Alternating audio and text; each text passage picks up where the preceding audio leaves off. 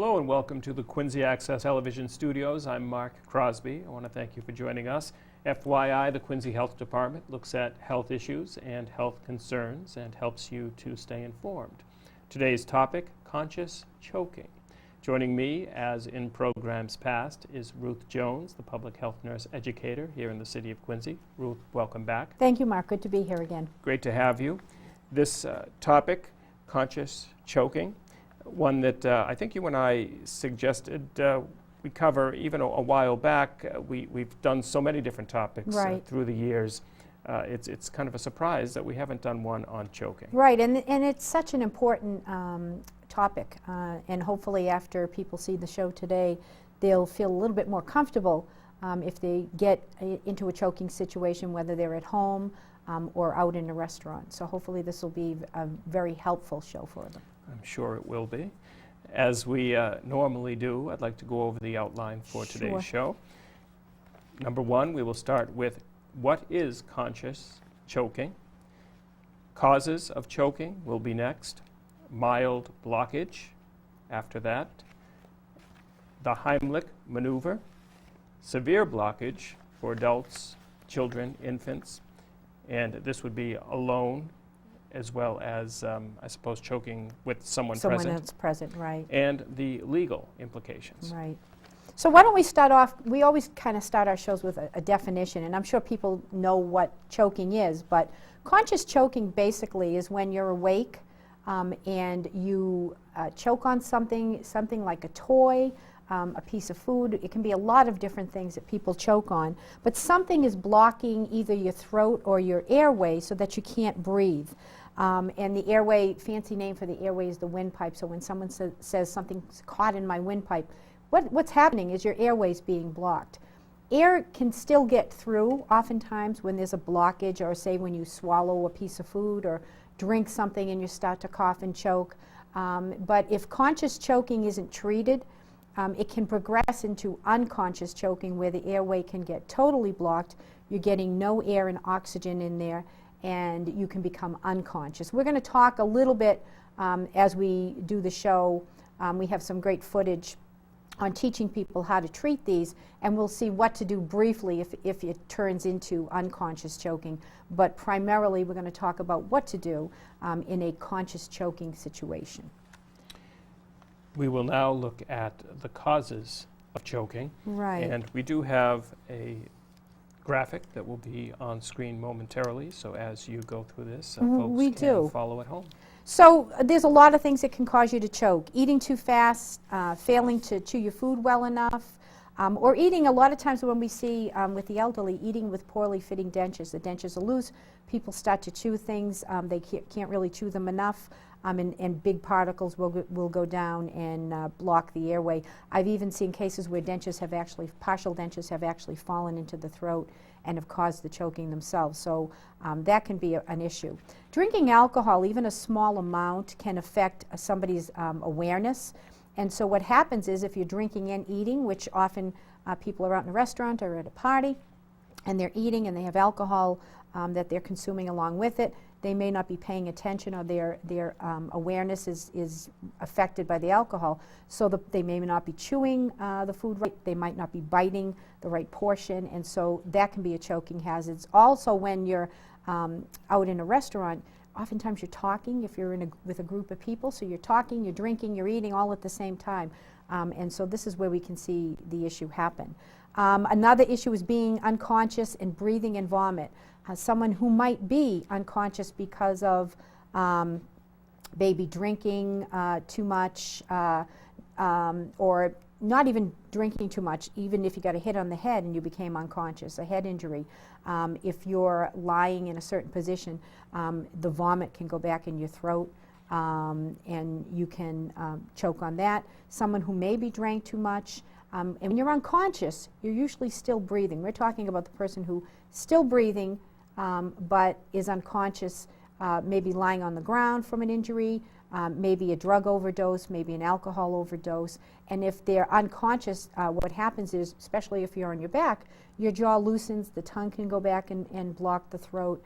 Also, if the person vomits, which they often do from either a drug or an alcohol overdose, the vomit goes back, and then that blocks the throat. So those both can be serious issues that can be causes of choking. Breathing in or swallowing small objects, a lot of times this happens in young kids. Toys, marbles, all different kinds of things that kids put in their mouth, especially real little kids, 2-year-old, 1-year-olds. It seems like everything that they pick up goes to the mouth. The biggest thing that we see the most often with young children, the things that they choke on, are things like grapes, because they're just the right size for a child to pop in their mouth and block an airway, and hot dogs. Hot dogs are really kind of the number one food that young children choke on. A hot dog, if you think of it when you take a bite of it, it's just the right size to block a small airway. So what we tell people is, if you're feeding young children hot dogs in the bun, take that hot dog and cut it right through the center lengthwise. So when they're biting, they're getting 2 smaller pieces or a tinier piece than that round piece that fits right nice in that airway and can block it. But that's one of the major causes of food choking in young kids. And also, we had talked about injury to the head and face. So if there was any swelling, bleeding, or deformity in that area, that can block an airway and cause choking too. So those are some of the things. There's many more, but those are the most common things that we see. I just would like to revisit drinking alcohol. If someone has passed out, they're on their back, is it then wise to put them on their side? Yeah, it really is. We teach, when I teach CPR and go further into conscious choking and unconscious choking, if somebody is the victim of a drug overdose, or they're drinking too much and they're unconscious but they're still breathing, obviously if they weren't breathing, you'd be doing CPR. But if they're unconscious and still breathing, there's a position that we teach to put people in. It's called the recovery position, where basically you turn the person on their side, and it helps to prop them with their arm and their knee so that they don't roll back over. But even if you don't know that position, rule of thumb is never put an unconscious unconscious breathing victim on their back, unless you're going to stay right with them and the ambulance is right there and you fear there might be a neck injury or something like that. On their back is a bad position, because again, when you're unconscious, the jaw gets very loose, tongue flops back. The tongue can block the throat, or if they vomit, that can block the throat. Same type of position that you would put somebody in if they were having a seizure, an epileptic seizure, that type of thing. So you always want to put somebody on their side. The stuff drains out on their side, and it's not going to go back and block the airway, hopefully. Next, we are going to look at a mild blockage. Right. One of the things that we like to make a point of when we're talking about choking, you have to know the difference between a mild blockage and a severe blockage, because the treatment is much different. So in a mild blockage, this is when you say take a drink of water and you start to cough, and you're coughing and you're coughing and you seem to be losing your air, but you're still coughing. As long as you're coughing or you can talk, it's considered a mild blockage, because we know that the air is still getting through. If the air wasn't getting through, you wouldn't be able to cough, you wouldn't be able to speak words. So you want to, if it's a mild blockage, you want to just stay with that person. You want to encourage them to keep coughing, because most of the time people will, in that process of coughing, get up whatever is blocking that airway, or if it's fluid, the fluid will eventually go down or come up, and the blockage and the coughing will stop, and the person will be okay. We worry when that person is coughing, coughing, coughing, gagging, and all of a sudden the sound stops, and now the person is just can't seem to get any air in there. That's when it turns into a severe blockage. And most people, when they can't breathe, do the what we call the sign of choking, is when you take crossed hands and you grab at your throat, because most people, for some reason, it's kind of almost a thing that you do without thinking, is you grab at your throat because you can't breathe. It doesn't help you, but it's kind of what we consider the universal sign for choking. So you'll see the person clutching their throat with their hands. They cannot speak, they cannot cough. Usually they make no sound at all, or there's like a high-pitched wheezing sound. Oftentimes their lips will turn blue. The beds of their nails will turn blue. The skin gets kind of a grayish, ashy color. You can see this much quicker in infants and children than you can in adults, but you will often see those same symptoms in adults. And then you get that lack of alertness that can progress if you don't do something right away into the unconscious state. So you need to know the difference. Mild blockage, stay with them, encourage them to cough. Hopefully they can get it up themselves. If the noise stops, they start clutching their throat, they're not coughing, they're not making any sound, you're getting those color changes, then you need to know you need to do something right away or the person could die. People will be familiar with, of course, the Heimlich maneuver. Right. And that's what we'll talk about next. Right, and so when you get into that severe blockage, what you want to do is you want to do something called the Heimlich maneuver. And it actually started, it was originated from Henry Judah Heimlich, who was an American thoracic surgeon. He invented the technique, and he first published views in 1974, and it was in response to a restaurant owner who actually did the Heimlich maneuver, did the technique on a patron who was choking and actually saved her life. And so he published a paper, and from that point on, it has become kind of the rule of thumb thing to do with a conscious choking victim. So we use the Heimlich maneuver when we get into that severe blockage state. So if we can bring up the next visual, this shows the Heimlich maneuver in an adult and in a child. And basically what you're going to do, and we're going to see some footage on the sequence, but with an adult, you would stand behind the adult. The first thing you're going to do is, if the person is choking and they're usually clutching their throat, you're going to say, "Are you choking?" And if the person obviously can't speak, they'll usually just shake their head. You must ask them permission. Can I help you? Because they're a conscious person. You have to get their permission. We're going to talk about legal implications in a bit.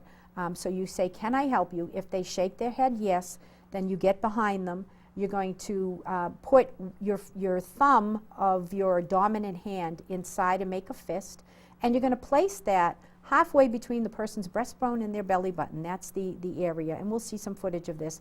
Your other hand goes on top of it, and you can see it right on this visual it shows, and you're going to do quick forceful thrusts inward into that person's stomach, and hopefully that will be enough to propel it out.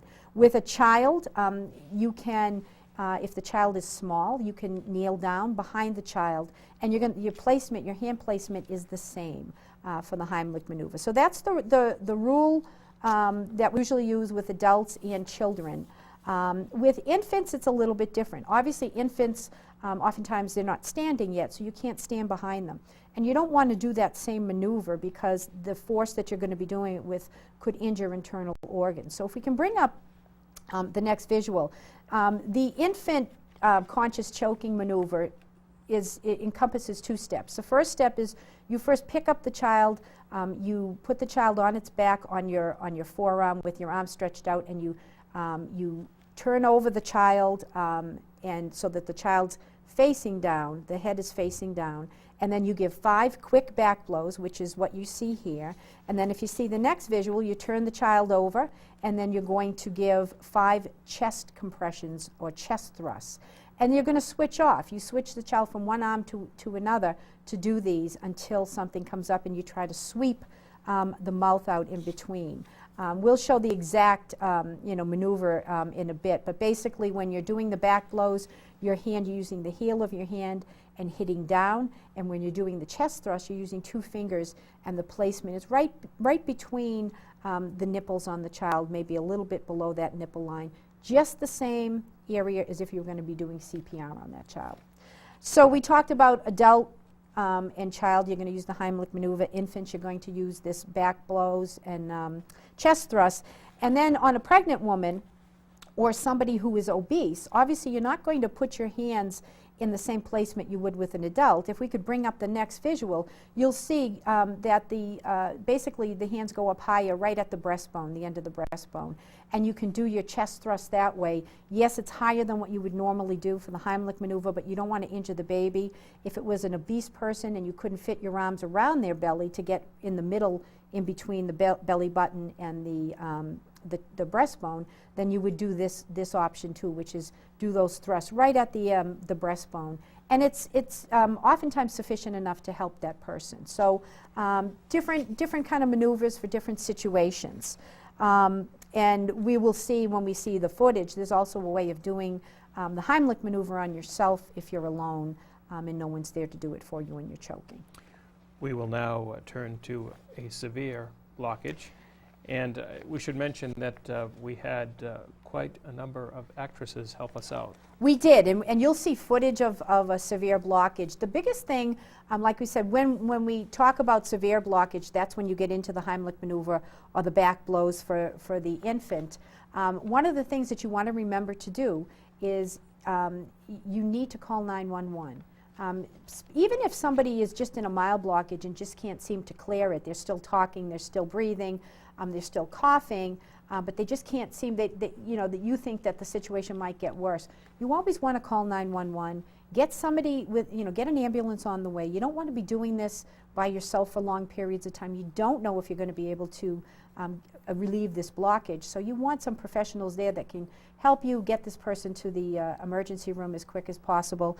And you also want to make sure that after you do the Heimlich maneuver, if you are lucky enough to get whatever's in there unstuck, the person should always be seen by medical personnel, because you don't know what kind of damage has been done in there, either through doing the maneuver or whatever was stuck in there can cause some damage to the internal organs, to the airway, can cause some swelling. So you always want to encourage the person to go with the ambulance, even if whatever's in there is gone.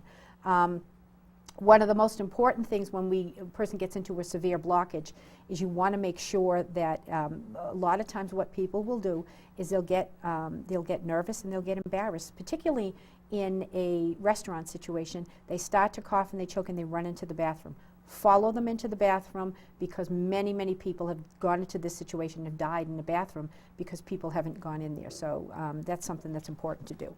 And we will see all of this in just a moment. In just a moment, right? And then the last thing I think we want to talk about is legal implications. A lot of times people are afraid to help. They think, well, if I do it wrong, I break a rib, I'm going to get sued. There are a couple of things that you need to know as far as legal implications. Consent. You need to have permission from a conscious person. So that's why I said the whole scenario is, are you choking? Can I help you? If the person says no, you cannot help them. And sometimes the only thing that you can do is call 911, okay? So that's consent or permission, and a responsive adult must be able to give that express consent. But let's say the person becomes unconscious and they can't give consent, then you can go ahead and do what you need to do as far as taking care of them, and that's called implied consent. Implied consent means that you can, if they were awake, they would probably say, yes, go ahead and help me. This would also come into play, let's say you followed that person into the bathroom and they were choking and you said, can I help you? And they said, just shook their head no, and then they became unconscious. Implied consent kicks in, and then you can help them even if they said no in the beginning. Implied consent also comes into play if there's a child and there's no parent or guardian with them to help. Implied consent means that you can go ahead and help that child. So you have to use your judgment with that. Another part of legal implications is something called the Good Samaritan Law. Most states have some type of a Good Samaritan Law. Massachusetts does. And basically what it does is it prevents someone who voluntarily tries to help somebody from being sued if something goes wrong. So let's say you're doing the Heimlich maneuver, you break a rib, it pierces the person's lung. They can't sue you for that because you were doing what you were taught to do. You didn't go above and beyond, and you did it for the right reason, okay? When you can get into trouble is, let's say you had a person choke. There was two people choking, okay, at the same time. One was a poor man and one was a rich man, and you decide that you're going to go help that rich man because he's probably going to give me a monetary reward. That's unethical. That's not doing it for the right reason, so that could be something that you could get in trouble for. Or if you went above and beyond what you were taught. Let's say someone was choking, you did the Heimlich maneuver, it wasn't working really well, so you decided, you're in a restaurant, you decided to take a steak knife off the table and make a tracheotomy so that they could breathe. You went way above and beyond what you were taught to do, so then you could be liable for something. Some states, their Good Samaritan Law even covers doctors and nurses and medical personnel. Some don't, so you need to check whatever state you're in. But if you're a voluntary rescuer and you are a lay rescuer, meaning you're not a doctor or a nurse or an EMT, you are usually covered by the you are always covered by the Good Samaritan law. So don't hesitate to help as long as you're not going overboard. How prevalent is that law throughout the country? I think actually most states in the country have it. I don't know of any state that doesn't. And so far to date, in the whole United States, there has never been a successful lawsuit that has implicated somebody for trying to help either with CPR or with doing the Heimlich maneuver for conscious choking. So I think it works. We should mention that obviously time is of the essence during this situation. It really is. The thing is that don't be embarrassed to run into, if you're chasing a little old lady into the ladies' room and you're a guy, they might stop at the door and say, no, I can't go in there. This could be a matter of life and death. And sometimes doing the Heimlich maneuver, when we practice it and we show it, it doesn't look too difficult to do, but you'd be surprised how much and how forceful you have to do this. I've talked to firemen who said it took 4 or 5 of them to get a chicken bone stuck out of a little tiny 100-pound lady's airway, and they had to take turns to do it before they did it. So it looks like it would be simple, and sometimes it is, but sometimes it isn't. And if you're doing it on somebody that you know, like one of your kids or one of your parents or a loved one or a friend, then the nerves kick in and the adrenaline rush kicks in, and so you have to take that into consideration. It's always easier, I think, for most people to do these kind of maneuvers on somebody they don't know. But if it's a person that you know or a loved one, or if it's a child, then the nerves kick in. So you just have to kind of stop, take a deep breath, think about what you need to do, call 911. Get that help on the way. You don't want to be doing the Heimlich maneuver for 20 minutes by yourself with no ambulance on the way. And just make sure you're not going above and beyond what you were taught to do. And it's amazing how many lives are saved by this procedure. It's very, very important. Next, I believe we will take a look at some video. Right. We have some footage, and actually the footage, in the footage, I have 2 nurses who are bachelor degree nursing students doing some clinical with me, and a friend of one of the nurses, and my niece and her daughter, and we put together a video to show you exactly the different things. So if we could bring up that video, and I'll try to talk through it and let you know. So this is adult choking, and she was choking and coughing, and they were encouraging her to cough, and now you see the hands around the throat, and now we know that that's a severe blockage. So Mary here is behind her. She's getting her hand placement halfway between the breastbone and the belly button, knee behind the victim's knee in case she becomes unconscious, and she's doing those inward thrusts, and you have to be real forceful. And that shows the knee placement, so that if the person becomes unconscious, they just kind of slide to the ground. There's the hand, how you put your thumb inside the fist, and the other hand goes over, and that would be placed, again, halfway between the breastbone and the belly button. If the person became unconscious, your hand placement is the same as if you do CPR. So you'd lay the person down in the back. This is a child and an infant. We just saw a quick with the child that someone is doing and kneeling down behind them, and with the infant, this is the back blows and the chest thrusts that we had talked about. And here's Mary actually doing it sitting down in a chair, because some infants might be too heavy for you to pick up and do it, so you can do it sitting in the chair. You have to make sure that the head of the infant stays down, so if something comes out, it's not going to go back into the airway. And then you can see here that every so often you make a sweep of the mouth to check that. Here Helen is eating something, and this would be what you'd come up in a restaurant situation. You see her choking, and the important thing, are you choking? And now she's stopping, she can't breathe, and she's clutching her throat, and we see someone else coming over and calling 911. It's important to call 911.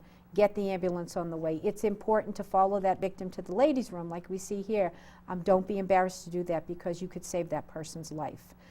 We talked about doing it on yourself. If you're choking and no one's there, you can lean over a table or lean over a chair, and that will help you do the Heimlich maneuver on yourself. And actually, when you're leaning over, you're actually pressing in that same area halfway between your breastbone and your belly button, and just thrusting yourself on whatever. It could be a counter, it could be a chair, it could be a table. I actually did this once on myself. I had eaten actually a donut hole, a munchkin type thing, and it stuck in my throat, and I was by myself, and I did it against the counter, and it actually came out. It works. You get very nervous when you can't get air in that airway. So you have to kind of keep you cool and think, what can I do to help myself? Important things, very important things. And we should, of course, thank the assistants we had for this particular episode. Right. So we had Patty Gannon and we had Mary Newcomb. Those are the two nursing students. My niece, Jennifer Jones, and my great niece, Eva. It's Jennifer Magnell and Eva Magnell. And then Helen, who was Patty Gannon's relative and friend. And I think Helen did a wonderful job being the victim for a good portion of the video. So we thank them all for being part of this. As we close, naturally, we do want folks to be able to get in touch with the Quincy Health Department. Right. You do have a phone number that folks could reach you at? Right. You can call me directly at the Quincy Health Department. It's 617-376-1286. That's my direct line. Be happy to talk to you if I'm there. Leave me a message. I always try to get back and do my calls the same day or the next day. So. And the City of Quincy website. Right. The Quincy Health Department has a tab on that site. Right. And the city website is www.quincyma.gov. If you click on, you can get onto any of the city departments, click on the health department. We have lots of information. It changes periodically according to different issues that are pertinent at the time, and all our contact information is there. So check out our website. It's really good. I should mention, I believe I did mention, that this